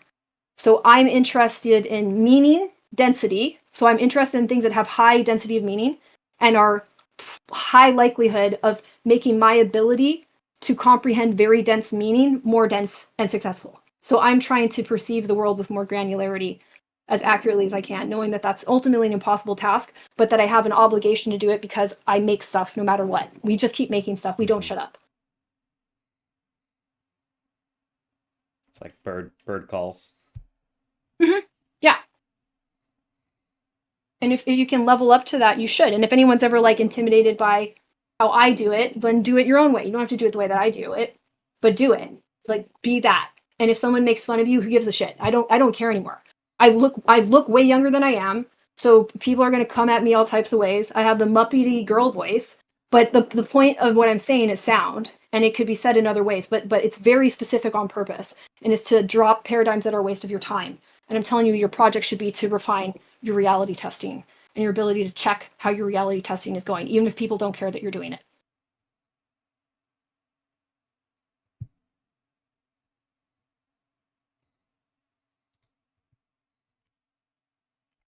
All right.